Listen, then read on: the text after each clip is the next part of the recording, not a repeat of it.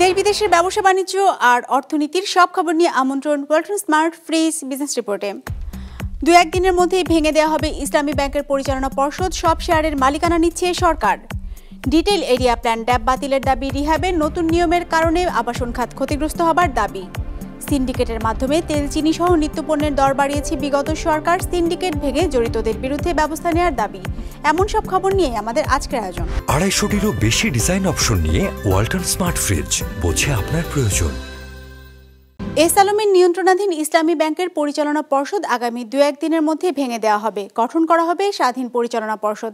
সেই সাথে প্রাথমিকভাবে ব্যাংকটির সব শেয়ারের মালিকানা নেবে সরকার। বুধবার সাংবাদিকদের সঙ্গে এক প্রেস ব্রিফিংয়ে এসব কথা জানান বাংলাদেশ ব্যাংকের গভর্নর। পর্যায়ক্রমে অন্যান্য ব্যাংকের বোর্ডের বিষয়ে সিদ্ধান্ত নেওয়া হবে বলেও জানান তিনি। অন্তর্বর্তী সরকার গঠনের পর এস আলম গ্রুপের নিয়ন্ত্রণে থাকা ইসলামী ব্যাংক সহ 6টি ব্যাংকের নানা দুর্নীতি ও অনিয়ম উঠে আসে। একই সাথে ব্যাংকের পরিচালনা পর্ষদ ভেঙে দেওয়া নিয়ে ওঠে নানা গুঞ্জন। এমনকি পরিচালনা পর্ষদ ভেঙে দেওয়ার জন্য ব্যাংকের কর্মকর্তা কর্মচারীরা বিক্ষোভ ও অবস্থান কর্মসূচি পালন করে ইসলামী ব্যাংকের প্রধান কার্যালয়ের সামনে। এমন অবস্থায় বুধবার সকালে ইসলামী ব্যাংকের মালিকানায় থাকা একাংশের প্রতিনিধি দলের সদস্যরা বাংলাদেশ ব্যাংকের গভর্নরের সাথে বৈঠক করেন। তারা অবিলম্বে এস আলম গ্রুপের নিয়ন্ত্রণাধীন বর্তমান পরিচালনা পর্ষদ ভেঙে দেওয়ার দাবি জানান। 1.5 দশকে ব্যাংকটিতে ব্যাপক লুটপাট করেছে আগের পরিষদ, নামে বেনামে হাতিয়ে নিয়েছে কয়েক হাজার কোটি টাকা, এমন অভিযোগও জানান প্রতিনিধি দলের সদস্যরা। ইসলামী ব্যাংকগুলো যাতে কন্ট্রিবিউট করতে পারে ইকোনমিতে এবং সুন্দরভাবে যাতে চলতে পারে, এই জন্যে স্যাররাও, গভর্নর মহোদয়ও কিছু কথা বলেছেন। পরে বাংলাদেশ ব্যাংকের গভর্নর সাংবাদিকদের জানান, ইসলামী ব্যাংকের আগের পরিচালনা পর্ষদের মাধ্যমে প্রচুর অর্থ আত্মসাৎ হয়েছে, সেসব টাকা উদ্ধারে কাজ করা হচ্ছে। আর এখন এস আলমের নিয়ন্ত্রণে থাকা ব্যাংকটির সব শেয়ার সরকার নিয়ে নেবে বলেও জানান তিনি। এখান থেকে প্রচুর পরিমাণে অর্থ আত্মসাৎ করে চলে গেছে। তাদের যদি কোনো শেয়ার হোল্ডিং এখানে থাকে, নামে বা বেনামে যে নামে নিক না কেন, সেই শেয়ার হোল্ডিংটা আমরা কন্ট্রোলটা নিয়ে নিচ্ছি until realize the full amount। তার মানে এস আলম গ্রুপের শেয়ার হোল্ডিংটাকে আমরা সরকারিভাবে টেক ওভার করবো, আইনগতভাবে এগেনস্ট তার লায়াবিলিটিস। তারা যদি পুরো টাকা শোধ করে দেয়, মালিকানা ফেরত পেতেও পারেন, কিন্তু আমার তো মনে হয় না যে তাদের সেই উদ্দেশ্য আছে, সেই উদ্দেশ্যের ন্যায়ও নেই। They don't care about Islamic bank. তাদের যে সাইফন করার ইচ্ছা ছিল সেটা তারা করে ফেলেছে। ভবিষ্যতে যদি কেউ ইসলামী ব্যাংকের 2% শেয়ারের মালিক হন, তাদের পরিচালনা পরিষদে আসার ব্যাপারে বিবেচনা করা হবে বলে জানান কেন্দ্রীয় ব্যাংকের গভর্নর। পর্যায়ক্রমে এস আলম গ্রুপের নিয়ন্ত্রণে থাকা অন্যান্য ব্যাংকের পরিচালনা পর্ষদের বিষয়ে সিদ্ধান্ত নেওয়া হবে। যদি কারো 2%-এর উপর শেয়ার থাকে, তার একটা বোর্ডে বসার একটা অধিকার জন্মায়, তাহলে আমরা তাকে দিতে পারি। কিন্তু যদি কারো 2%-এর উপর না থাকে, তাহলে আমরা কাউকে দিতে পারবো না। এই মুহূর্তে ওনাদের কারো কাছে 2%-এর উপর নাই, কাজে ওনারা কেউ এই মুহূর্তে বোর্ডে আসতে পারতেছেন না। তবে ভবিষ্যতে যদি ওনারা 2% জোগাড় করতে পারেন, ওনারা আসতে পারবেন। নতুন গভর্নর জানান, সংস্কার করা হচ্ছে কেন্দ্রীয় ব্যাংকেও। ভবিষ্যতে প্রতিষ্ঠানটির কেউ যেন অনিয়ম করতে না পারে, সে ব্যাপারেও পদক্ষেপ নেওয়া হচ্ছে। বিজনেস রিপোর্ট, মাছরাঙা টেলিভিশন। বিশদ অঞ্চল পরিকল্পনা বা ড্যাব বাতিলের দাবি জানিয়েছে আবাসন ব্যবসায়ীদের সংগঠন রিহ্যাব। তাদের মতে, নতুন ভবন নির্মাণের ক্ষেত্রে আয়তনের যে সীমা বেঁধে দেওয়া হয়েছে, তাতে ক্ষতির মুখে পড়েছে দেশের আবাসন খাত। এমন পরিস্থিতিতে ড্যাব বাতিল করে ইমারত বিধিমালা 2008 ও মাস্টার প্ল্যান 2010 পুনর্বিবেচনার দাবি জানিয়েছে সংগঠনটি। বুধবার রাজধানীতে সংবাদ সম্মেলন করে এসব বিষয় তুলে ধরে রিহ্যাব। 2022 সালে অপরিকল্পিতভাবে গড়ে ওঠা রাজধানী ঢাকাকে আধুনিক ও বসবাসযোগ্য করে গড়ে তুলতে দীর্ঘমেয়াদী বিশদ নগর পরিকল্পনা ড্যাব 2022-35 প্রণয়ন করেছিল রাজধানী উন্নয়ন কর্তৃপক্ষ রাজুক, যেখানে নতুন ভবন নির্মাণের ক্ষেত্রে বেশ কিছু পরিবর্তন আনা হয়েছিল।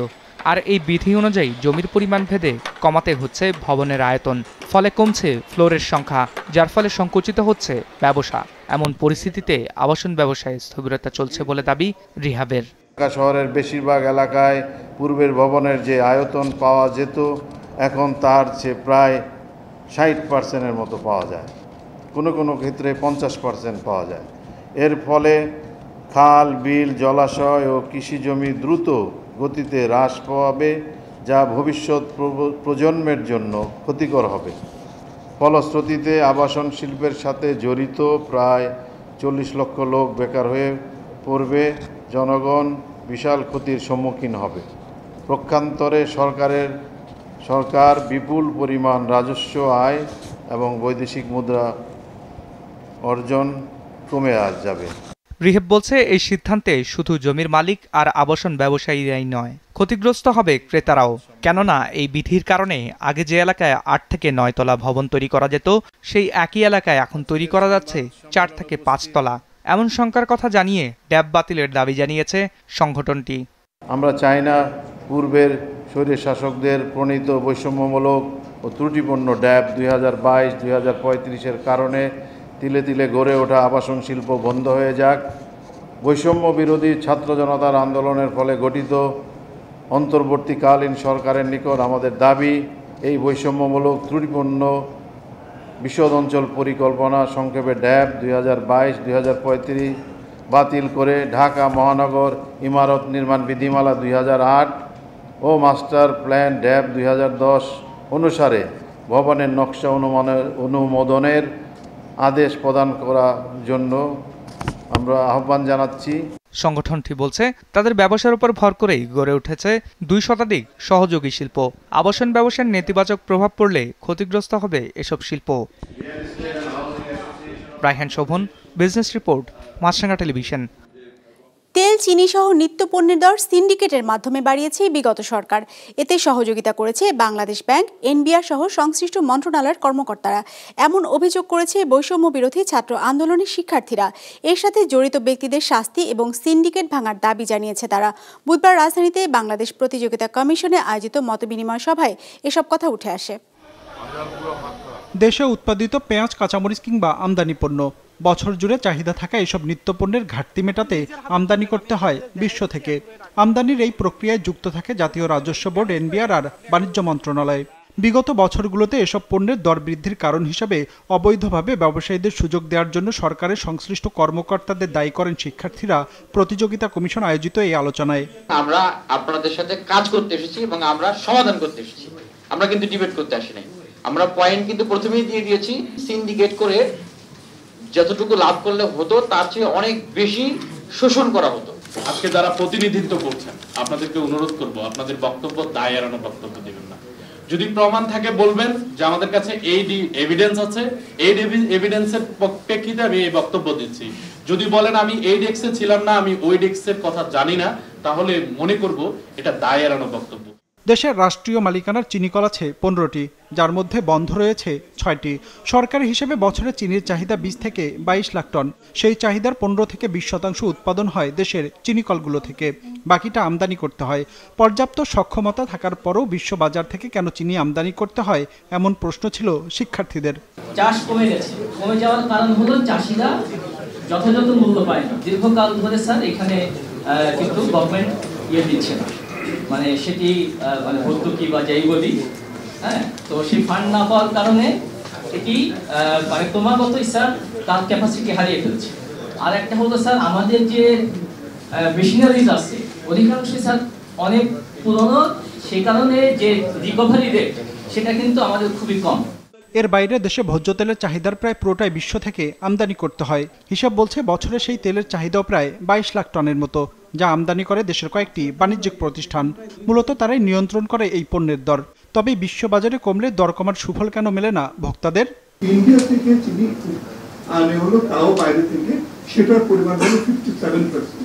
এখন ওরা কত ডলার, ওদের ডলারের ক্যাপাসিটি কত আনছে, আর আমরা ডলারটা কিনছি হলো আপনার কত দাম দিয়ে, 120 টাকা, 100 টাকা। 2 নম্বর হলো পার কেজি চিনিতে ইন্ডিয়া ট্যাক্স দেয় হলো 3 টাকা 72 পয়সা, আর আমি ট্যাক্স দিই 42 টাকা। পণ্যের সরবরাহ ঘাটতি, কৃত্রিম সংকট কিংবা বাড়তি মুনাফা করলে অভিযুক্ত ব্যক্তি বা প্রতিষ্ঠানের বিরুদ্ধে মামলা করার বিধান আছে প্রতিযোগিতা আইনে। আর এই বিষয়টি তদারকির দায়িত্ব বাংলাদেশ প্রতিযোগিতা কমিশনের।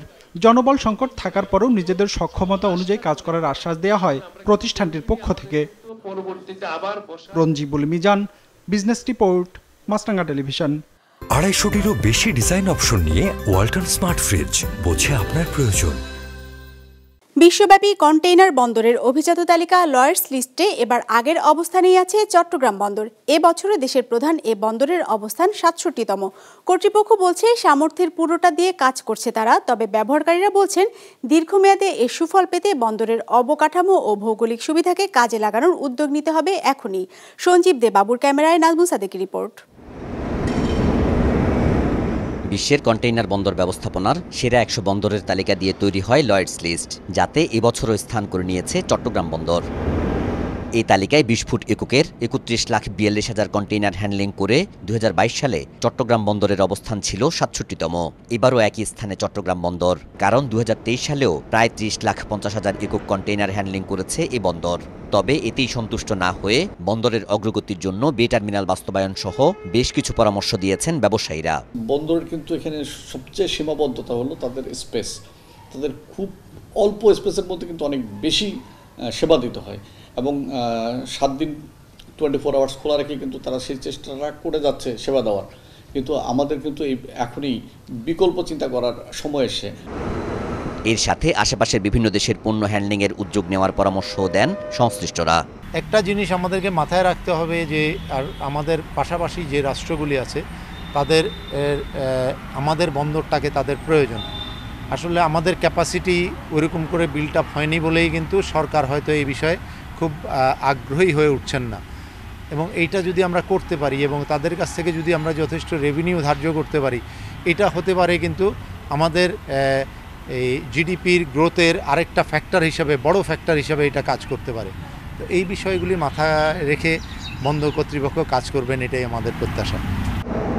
বন্দর কর্তৃপক্ষ বলছে দেশের অর্থনীতির সাথে তাল মিলিয়ে কাজ চলছে। চট্টগ্রাম বন্দরে আমরা 24/7 অলওয়েজ ওপেন, আমাদের লোকজন 24/7 কাজ করছে এবং আমাদের বর্তমানে 18টা গেট ক্রেন আছে।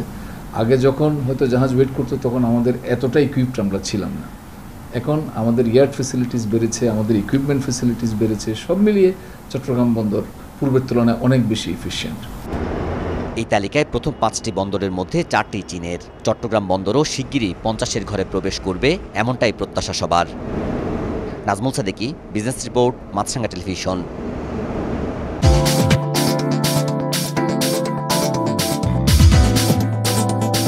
বড় দরপতনে শেষ হয়েছে ঢাকা স্টক এক্সচেঞ্জের লেনদেন।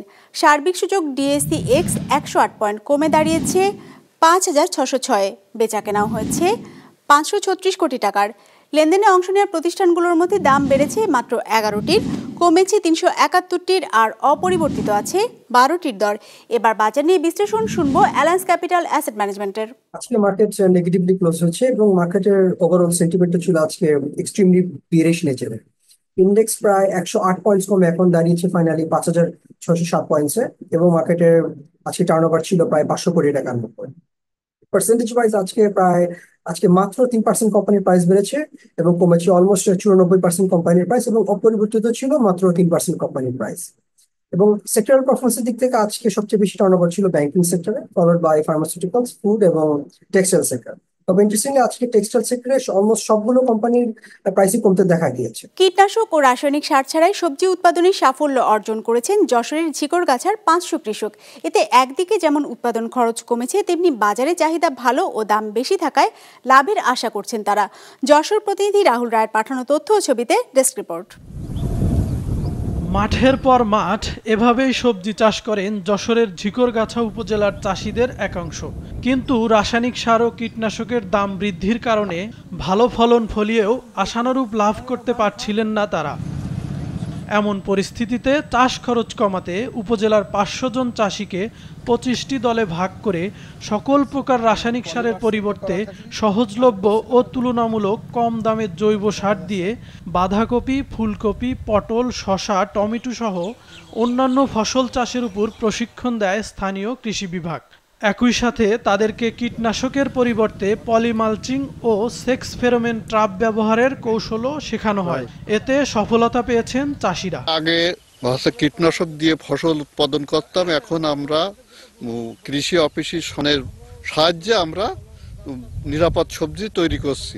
পটলের উৎপাদন মনে করেন যে জালি নষ্ট হয় কম, আর আল মারলি মনে করেন যে নষ্ট হয়ে যায়, ফলন হয় কম, আর আলনা মারলি মনে করেন যে ফলন বেশি হয়। পজিটিভ চাষ করলে আপনার পোকা দিকতে ভালো, পাখি ঝুঁকি বসতে পারবে না, বাগুন খাবে না।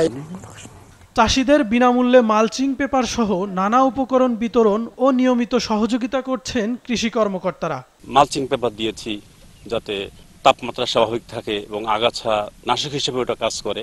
পটলের ক্ষেতে আমরা সেক্সফিরন ফাঁদ দিয়েছি, লিউর দিয়েছি যাতে পোকা আকৃষ্ট হয়ে ওই ফাঁদে পড়ে।